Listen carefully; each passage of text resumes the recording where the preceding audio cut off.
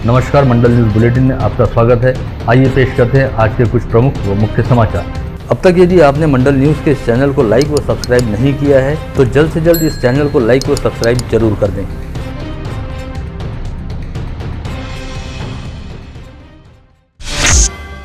महाराष्ट्र में विगत लंबे समय से कोविड संक्रमितों की संख्या में काफी कमी आई है और अब कोविड संक्रमण के चलते होने वाली मौतों के मामले भी घट गए हैं। इस बात के मद्देनजर कल शुक्रवार 1 अप्रैल से राज्य में कोविड प्रतिबंधों को हटा दिया जाएगा, लेकिन मास्क पहनने की अनिवार्यता कायम रहेगी। इस आशय की जानकारी देते हुए राज्य के स्वास्थ्य मंत्री राजेश टोपे ने कहा कि अब सार्वजनिक स्थानों पर घूमने और सामूहिक रूप से पर्व एवं त्योहार मनाने की अनुमति रहेगी, लेकिन ऐसा करते समय सभी नागरिकों ने अपने स्वास्थ्य व सुरक्षा को लेकर सतर्क रहना चाहिए। साथ ही उन्होंने यह भी बताया कि शुक्रवार 1 अप्रैल से आपातकालीन अधिनियम को पीछे लेने की प्रक्रिया भी शुरू की जाएगी।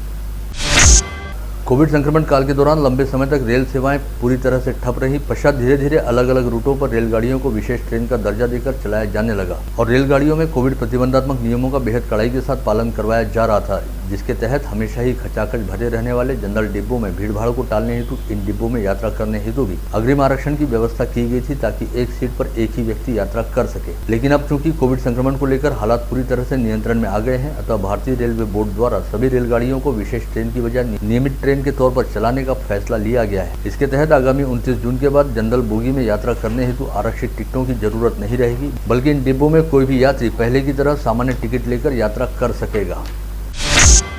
वहीं कोविड संक्रमण के खतरे को देखते हुए रेल महकमे द्वारा वातानुकूलित डिब्बों में ओढ़ने बिछाने के लिए बेड रोल के तौर पर दिए जाने वाले चादर, तकिया व कंबल देने की व्यवस्था को बंद कर दिया गया था, जिससे यात्रियों को काफी तकलीफों का सामना करना पड़ता था। इस बात के मद्देनजर अमरावती महानगर यात्री संघ द्वारा अमरावती मुंबई अंबा एक्सप्रेस के वातानुकूलित डिब्बों में पहले की तरह बेड रोल उपलब्ध कराए जाने की मांग मध्य रेल विभाग सहित भारतीय रेलवे बोर्ड से की गई थी, जिसे ध्यान में रखते हुए भूसावल के डिविजनल रेलवे मैनेजर कार्यालय द्वारा पत्र जारी करते हुए जानकारी दी गई कि आगामी 7 अप्रैल से मुंबई अमरावती मुंबई एक्सप्रेस के वातानुकूलित डिब्बों में बेड रोल उपलब्ध कराया जाएगा। इस आदेश की जानकारी मिलते ही महानगर यात्री संघ ने इस हेतु मध्य रेलवे व रेलवे बोर्ड के प्रति आभार ज्ञापित किया है। साथ ही अमरावती अजनी इंटरसिटी एक्सप्रेस तथा अमरावती जबलपुर एक्सप्रेस को भी जल्द से जल्द शुरू करने की मांग की है। आज मार्च एंडिंग के अंतिम दिन मनपा के प्रशासक तथा आयुक्त प्रवीण आष्टीकर द्वारा मनपा का इस वर्ष का बजट पेश किया गया। वर्ष 2022-2023 के लिए कुल बजट 605.94 करोड़ रुपए तय किया गया है, जिसमें से 454.92 करोड़ रुपए का खर्च अपेक्षित है। इसमें मनपा का मूल बजट 305.10 करोड़ रुपए का है, जिसमें से 302.96 करोड़ रुपए खर्च करते हुए वर्ष के अंत में मनपा के पास 3 करोड़ रुपए शेष बचेंगे। इस वर्ष के बजट को संतुलित रखने का प्रयास प्रशासन द्वारा किया गया है। ऐसी जानकारी आयुक्त आष्टीकर द्वारा बजट पेश करते समय दी गई। याचबरोबर काही ह्याच उत्पन्नाचे लिमिटेड स्त्रोत बघता आपण जे काही कामं करणार आहोत ती बीओटी पीपीपी ह्या तत्वावरही आपण यासारख्या इतर तत्वावर सुद्धा आपण कामं करणार आहोत, जेणेकरून उत्पन्नाचे लिमिटेड सोर्स आहेत त्यामधनं आपल्याला बाकीची उर्वरित कामे करणे शक्य होईल। खर्चाच्या अनुषंगाने इथे बोलायचं झालं तर यामध्ये प्रामुख्याने आपण बजेटचे जे आकडेवारी बघितली तर आरोग्य सोयी सुविधा, शिक्षण, स्ट्रीट सेफ्टी आणि स्ट्रीट फर्निचर म्हणजे पब्लिक सेफ्टी, रोड सेफ्टी याच्यासाठी आपण प्राधान्याने भरीव तरतूद या अंदाजपत्रकामध्ये केलेली आहे। यामध्ये सर्वात जास्त तरतूद 34.57% ही आपण आरोग्य सोयी सुविधावर केलेली आहे। त्याच्यामध्ये स्वच्छता, आरोग्य केंद्र जे आहे त्याचं बळकटीकरण, नवीन हॉस्पिटल उभारणी, त्याची औषधी, त्याची इक्विपमेंट्स, त्याची यंत्रसामुग्री हे सगळ्यासाठीची मिळून एकत्रित तरतूद आपण अंदाज एकूण खर्चाच्या 34.57% आपण त्याच्यासाठी गेलेलो आहोत। दुसरा विभाग महत्त्वाचा आहे शिक्षण विभाग। त्या शिक्षण विभागामध्येही आपण नवीन शाळा बांधणे आहे, त्या शाळांची आपण ज्यांना बालवाड्या म्हणतो हेही सुरू करण्याचा आमचा या अंदाजपत्रकामध्ये आपण माणूस ठेवलेला आहे। याच्यासाठी आपण 17.93 म्हणजे 18% तरतूद ही शिक्षण विभागासाठी आपण केलेली आहे। दुसरा महत्त्वाचा भाग आहे की स्ट्रीट सेफ्टी आणि स्ट्रीट फर्निचर, रोड सेफ्टी याच्यासाठी आपण भरीव तरतूद केलेली आहे। महानगरपालिका के प्रशासक व आयुक्त प्रवीण आष्टीकर ने एक बेहद चौंकाने वाला फैसला लेकर मनपा के उपायुक्त पद पर डॉक्टर सीमा नेताम की नियुक्ति की है। वहीं सिटी इंजीनियर का कद बढ़ाते हुए उन्हें मनपा के 5 विभागों की जिम्मेदारी सौंपी गई है, जिसके बाद अब सिटी इंजीनियर सीधे मनपा आयुक्त को ही रिपोर्ट करेंगे। गत रोज बुधवार 30 मार्च को मनपा आयुक्त ने सभी विभागों का बंटवारा करते हुए मनपा की तिजोरी की चाबी अपने पास रखी है। इसके साथ ही मनपा के अलग अलग विभाग के अधिकारियों को नए सिरे से जिम्मेदारी देते हुए उनके कामों का दायरा बढ़ाया गया है। महानगरपालिका क्षेत्र अंतर्गत प्रधानमंत्री आवास योजना के घटक क्रमांक 3 अंतर्गत शहर के कुल 9 क्रीम लोकेशन पर 860 फ्लैट का निर्माण किया जा रहा है। पहले चरण में 60 घरों का निर्माण तपोवन के मसला परिसर में पूर्ण करते हुए उन घरों का वितरण किया जा चुका है। वहीं अब 190 फ्लैट आगामी माह के अंत तक लाभार्थियों में वितरित करने का लक्ष्य मनपा प्रशासन द्वारा रखा गया है। कुल 860 फ्लैट के इस प्रोजेक्ट में से 250 फ्लैट का निर्माण अब तक पूरा हो चुका है। वहीं शेष घरों के निर्माण के लिए दिसंबर 2022 की डेडलाइन तय की गई है। शहर की सुंदरता में ग्रहण की तरह प्रतीत होने वाले अवैध केबलों के जंजाल से शहर को निजात मिलने की उम्मीद मनपा द्वारा गत रोज शुरू किए गए केबल तोड़ने की कार्रवाई से जागी थी, लेकिन मनपा द्वारा अचानक ही इस कार्रवाई को रोक दिया गया है। ऐसे में केबल वायरों के जंजाल से मुक्त शहर का सपना धूमिल हो गया है। जानकारी है कि राजनीतिक दबाव के चलते यह कार्रवाई रोकी गई है। गर्मी के मौसम के दौरान बिजली की लगातार बढ़ती मांग को देखते हुए विद्युत विभाग ने बिजली आपूर्ति के संतुलन को बनाए रखने हेतु लोड शेडिंग के टाइम टेबल की घोषणा कर दी है, जिसके तहत आज गुरुवार को बिजली विभाग की ओर से जारी आदेश के तहत भाजी बाजार के 27 इलाकों सहित कड़बी बाजार, बडनेरा व वडाली के कई इलाकों में 8 घंटे की लोड शेडिंग करने की तैयारी महावितरण द्वारा की गई। साथ ही आगामी दिनों में अन्य कुछ इलाकों में भी लोड शेडिंग किए जाने की जानकारी महावितरण के अधिकारियों द्वारा दी गई है। इस समय अमरावती कृषि उत्पन्न बाजार समिति के खरीदार व विक्रेता मार्च एंडिंग से संबंधित गतिविधियों में व्यस्त हो गए हैं। ऐसे में सभी आर्थिक व्यवहार के खातों को दुरुस्त करने का काम व्यापारियों द्वारा किया जा रहा है, जिससे कृषि उपज मंडी के व्यवहार प्रभावित हुए हैं। वहीं अब आगामी सोमवार से ही कृषि उपज मंडी का कामकाज पटरी पर आएगा, ऐसी जानकारी कृषि उपज मंडी के सचिव द्वारा दी गई है। कल शुक्रवार 1 अप्रैल से कांग्रेस पार्टी द्वारा आगामी 1 सप्ताह तक महंगाई मुक्त भारत सप्ताह आंदोलन शुरू किया जा रहा है। इसके तहत अमरावती जिला ग्रामीण कांग्रेस द्वारा कल 1 अप्रैल को जिले के सभी तहसील क्षेत्रों में तहसील मुख्यालयों के सामने बढ़ती महंगाई के खिलाफ धरना प्रदर्शन किया जाएगा। वहीं आगामी 4 अप्रैल को जिला पालक मंत्री यशोमती ठाकुर व कांग्रेस के ग्रामीण जिलाध्यक्ष बबलू देशमुख की अगुवाई में जिला कांग्रेस कमेटी की ओर से इरविन चौराहे पर डॉक्टर बाबा साहब अम्बेडकर पुतले के पास महंगाई को लेकर आंदोलन करते हुए धरना प्रदर्शन किया जाएगा।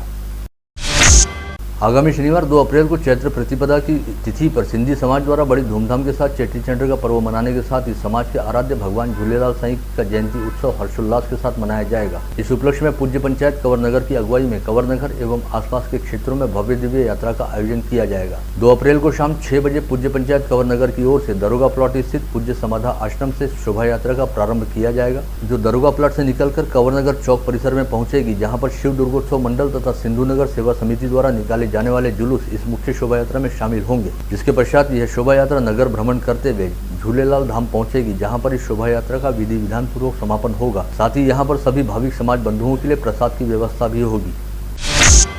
अमरावती जिला वकील संघ की नई कार्यकारिणी का चयन करने हेतु आज स्थानीय जिला बार एसोसिएशन में मतदान की प्रक्रिया पूर्ण की गई, जिसमें वकील संघ के मताधिकार प्राप्त 918 में से 803 सदस्यों ने हिस्सा लिया। सुबह 11 बजे से अपराह्न 3 बजे तक चले मतदान के बाद शाम 4 बजे से मतगणना की प्रक्रिया शुरू हुई, जो देर शाम तक जारी थी।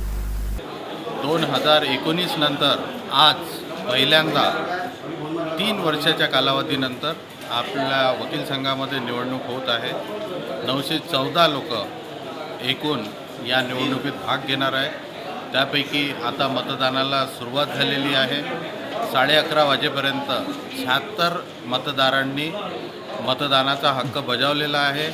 मोठे मान्यवर, सिनियर वकील आणि ज्युनियर वकील यांच्यामध्ये प्रचंड उत्साह आहे आणि ते सर्वजण या मतदानात मोठ्या उत्साहाने भाग घेत आहेत। बाहेर फार मोठी गर्दी आहे। मतदानासाठी लांबलचक रांगा लागलेल्या आहे आणि 3 वाजेपर्यंत जवळपास 800च्या वर वोटिंग होण्याची शक्यता आहे।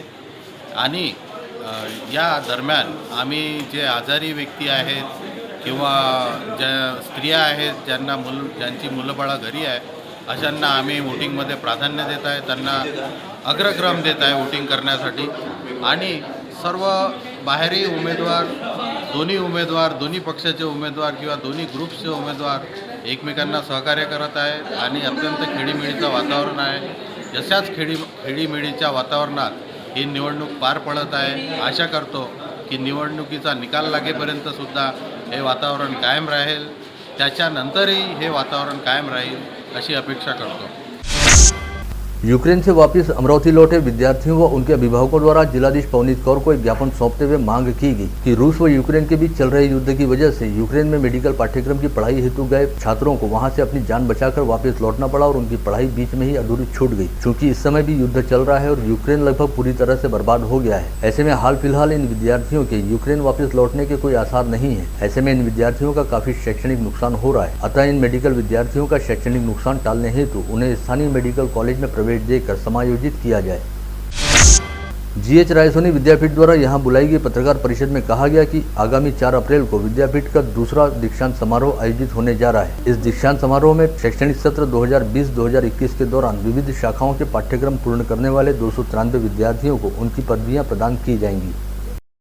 हे आपले पदवीकांक्षी विद्यार्थी 63 आणि जे ग्रॅज्युएट्स होतील आणि ज्यांना पदवी मिळेल असे 95, 63 आणि 100 साधारणतः 35 सगळे एमटेकचे विद्यार्थी मिळून एमटेक इन थर्मल इंजिनिअरिंग तसंच आधुनिक काळामध्ये ज्या ज्या अभ्यासक्रमांची आवश्यकता आहे जसं artificial intelligence, M Tech in artificial intelligence आणि मशीन लर्निंग या नावाने सुरू आहे आणि त्या असे 135 पदव्युत्तर अभ्यासक्रमाचे विद्यार्थी आहेत।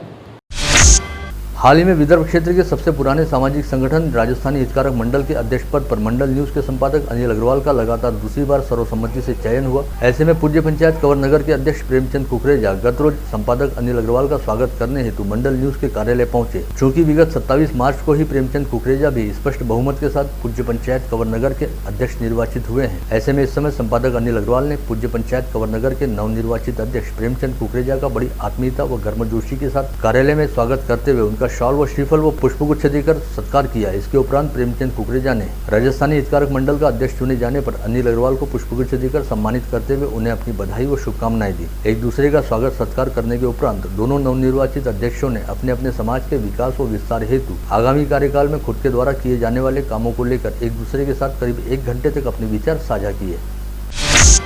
वहीं राजस्थानी हितकारक मंडल के अध्यक्ष पद पर लगातार दूसरी बार सर्वसम्मति से अध्यक्ष निर्वाचित होने और सर्वसम्मति के साथ ही लगातार दूसरी बार सचिव बनने के उपलक्ष्य में अध्यक्ष अनिल अग्रवाल व सचिव रामेश्वर गग्गड़ का उनके मित्र परिवार द्वारा पुष्पगुच्छ देकर सत्कार किया गया। मित्र परिवार में शामिल गणमान्य द्वारा इन दोनों पदाधिकारियों का अभिनंदन करते हुए उन्हें नए कार्यकाल हेतु बधाई दी गई। जिला परिषद में मार्च एंडिंग निपटते ही गुड़ी पड़वा पर्व के बाद कर्मचारियों के तबादले का दौर शुरू हो जाएगा। प्रशासन द्वारा जिला स्तर पर तबादलों को लेकर कार्यक्रम घोषित कर दिया गया है, जिसके अनुसार आगामी 17 अप्रैल से तबादले की प्रक्रिया शुरू हो जाएगी। कर्मचारियों की ज्येष्ठता सूची प्रकाशित करने के बाद इस पर आपत्ति व आक्षेप स्वीकार करने और इसके बाद अंतिम सूची प्रकाशित करते हुए 5 मई से 15 मई के दौरान जिला स्तर पर तथा 16 से 26 मई के दौरान तहसील स्तर पर प्रत्यक्ष तबादलों की शुरुआत होगी। हाल ही में अपनी उत्कृष्ट व उल्लेखनीय सेवा के लिए सिटी कोतवाली पुलिस स्टेशन की थानेदार नीलिमा आरज को राष्ट्रपति पदक प्राप्त हुआ और यह पदक उन्हें राज्यपाल भगत सिंह कोश्यारी के हाथों प्रदान करते हुए सम्मानित किया गया। इस उपलक्ष्य में confederation of all India traders तथा Maharashtra consumer product distributor federation के संयुक्त तत्वाधान में वितरक व्यवसायियों ने सिटी कोतवाली पुलिस थाने पहुंचकर थानेदार नीलिमा आरज का भावपूर्ण सत्कार किया। इस समय व्यापारियों के प्रतिनिधि मंडल द्वारा थानेदार नीलिमा आरज का शॉल, श्रीफल व पुष्पगुच्छ देकर सम्मान करने के साथ ही उनका इस उपलब्धि हेतु अभिनंदन किया गया। स्थानीय हनुमान व्यायाम प्रसारक मंडल के प्राध्यापक व पूर्व विधव केसरी संजय चिरतकर ने महाराष्ट्र के प्रथम हिंद केसरी श्रीपति खचनाले, गणपत आंदलकर, दीनानाथ सिंह, विनोद चौगुले व योगेश दौड़ के इन 5 पहलवानों के जीवन कार्यों पर संशोधन करते हुए संत गाड़गे बाबा अमरावती विद्यापीठ से आचार्य पदवी प्राप्त करने हेतु शोध प्रबंध लिखा था। इस शोध प्रबंध को अभी किताब के तौर पर प्रकाशित किया जा रहा है। इस किताब का प्रकाशन आगामी शनिवार 2 अप्रैल को महाराष्ट्र के नेता प्रतिपक्ष देवेंद्र फडणवीस के हाथों वर्धा जिले में आयोजित कुश्ती स्पर्धा के दौरान किया जाएगा। मोर्शी के पंचरत्न क्रीड़ा सांस्कृतिक व बहुउद्देशीय मंडल तथा amateur kabaddi association of Vidarbha द्वारा 25 से 27 मार्च तक मोर्शी के सोशल क्लब मैदान पर विधायक चषक राज्य स्तरीय कबड्डी स्पर्धा का आयोजन किया गया था, जिसमें अमरावती का समर्थ क्रीड़ा मंडल अजिंक्य रहते हुए पहले स्थान पर रहा। शहर पुलिस महकमे में कार्यरत रहने वाले संजय आठवले के सुपुत्र साफल्य आठवले ने IIT डिजाइनिंग U-सीट परीक्षा में राष्ट्रीय स्तर पर 7वां स्थान प्राप्त किया है। साफल्य आठवले द्वारा अर्जित इस सफलता के लिए सभी स्तर पर उसका अभिनंदन किया जा रहा है। साफल्य ने अपनी सफलता का श्रेय अपने गुरुजनों व परिजनों को दिया है। विगत 24 घंटे के दौरान अमरावती जिले में एक व्यक्ति कोविड संक्रमित पाया गया। साथ ही होम आइसोलेशन में रहने वाले एक व्यक्ति को कोविड मुक्त घोषित किया गया। इस समय जिले में एक्टिव पॉजिटिव मरीजों की संख्या 4 है, जिनमें मनपा क्षेत्र के 3 व ग्रामीण क्षेत्र के 1 मरीज का समावेश है। इन सभी मरीजों को होम आइसोलेशन में रखा गया है और कोई भी संक्रमित मरीज कोविड अस्पताल में भर्ती नहीं है। वहीं संभाग के अन्य 4 जिलों में विगत 24 घंटे के दौरान कोई भी व्यक्ति कोविड संक्रमित नहीं पाया गया।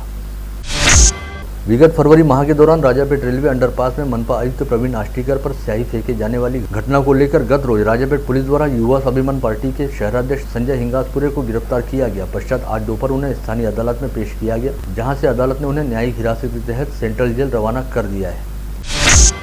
विगत 4 मार्च से स्थानीय जिलाधीश कार्यालय के समक्ष प्रकल्पग्रस्त किसानों को उनकी जमीनों का मुआवजा मिलने के साथ ही विभिन्न मांगों के लिए विदर्भ बलिराजा प्रकल्पग्रस्त संघर्ष समिति द्वारा अनिश्चितकालीन आंदोलन किया जा रहा है। साथ ही इस आंदोलन के तहत श्रृंखलाबद्ध अनशन भी किया जा रहा है। इसके तहत गत रोज आंदोलनकारियों ने छोटे छोटे बच्चों व विद्यार्थियों को आंदोलन स्थल पर लाकर आंदोलन व प्रदर्शन में शामिल किया था, जिसके लिए संघर्ष समिति के अध्यक्ष मनोज चौहान सहित कुल 13 लोगों के खिलाफ गाड़गेनगर पुलिस थाने में आपराधिक मामला दर्ज किया गया है। बडनेरा रोड स्थित जयका मोटर्स में अज्ञात चोरों ने चोरी करते हुए करीब 8 लाख रुपए की नगद रकम पर हाथ साफ कर लिया। यह बात ध्यान में आते ही यहां के कर्मचारियों ने बडनेरा पुलिस स्टेशन को इसकी जानकारी दी। पश्चात बडनेरा पुलिस सहित अपराध शाखा के अधिकारी व फिंगरप्रिंट एक्सपर्ट तुरंत मौके पर पहुंचे। पश्चात मामले की जाँच शुरू की गई। फ्रेजरपुरा पुलिस ने आज वडाली परिसर में लगाई गई नाकाबंदी के दौरान चोरी की मोटरसाइकिल ले जा रहे एक युवक को पकड़ा, जिसके पास से पूछताछ के बाद चोरी की 15 मोटरसाइकिलें बरामद की गई। उम्मीद जताई जा रही है कि अब्दुल वसीम अब्दुल वहीद नामक इस बाइक चोर के पास से चोरी के और भी कई वाहन बरामद हो सकते हैं तथा वाहन चोरी के कई मामलों की गुत्थी को सुलझाया जा सकता है। चिखलदरा पंचायत समिति अंतर्गत आने वाले माखला गांव में गत रोज सुबह 11:30 बजे अचानक लगी आग में 5 लोगों के घर पूरी तरह से जलकर खाक हो गए, जिससे संबंधितों का काफी नुकसान हुआ है। सौभाग्य से इस घटना में कोई जनहानि नहीं हुई, लेकिन इस अग्निकांड की वजह से 5 परिवार पूरी तरह से बेसहारा हो गए। ऐसे में गाँव वासियों द्वारा मांग की जा रही है कि प्रशासन की ओर से जल्द नुकसान का पंचनामा करते हुए प्रभावितों को मुआवजे की रकम प्रदान की जाए। मेकर के उपविभागीय अधिकारी कार्यालय में लगी आग के चलते कार्यालय में रखे हजारों महत्वपूर्ण दस्तावेज जलकर खाक हो गए। उपविभागीय कार्यालय से सटकर राजस्व कर्मचारियों की निवास स्थान है और यहाँ रहने वाले लोगों को जब कार्यालय से धुआं निकलता दिखाई दिया तो तत्काल इसकी जानकारी नगर पालिका के अग्निशमन दल को दी गई। पश्चात दमकल दस्ते ने यहाँ पहुंचकर आग पर काबू पाने के लिए प्रयास किए, लेकिन तब तक हजारों दस्तावेज पूरी तरह से जलकर खाक हो गए थे। नागपुर के क्रीडा चौक से मेडिकल की ओर जा रही एक बस में आज सुबह अचानक आग लग गई। इस समय बस में 40 से 50 यात्री सवार थे। बस के बोनट से धुआं निकलता दिखाई देते ही यात्रियों में हड़कंप मच गया और दिवाकर काकड़े नामक बस चालक ने समय सूचक सा दिखाते हुए बस को तुरंत जगह पर रोक दिया, जिसके बाद सभी यात्रियों को तत्काल सुरक्षित बाहर निकाला गया। सरकार द्वारा नकल मुक्त परीक्षा लिए जाने के प्रयास किए जा रहे हैं, लेकिन परीक्षा केंद्र पर नकल रोकने वाले केंद्र प्रमुख के साथ आरवी में मारपीट की गई, जिसे लेकर आरवी पुलिस स्टेशन में शिकायत दर्ज कराई गई। आप देख रहे थे मंडल न्यूज बुलेटिन। हमारे चैनल को लाइक करें, शेयर करें और हाँ, सब्सक्राइब करना ना भूलें। कल होगी आपसे फिर मुलाकात, तब तक के लिए धन्यवाद।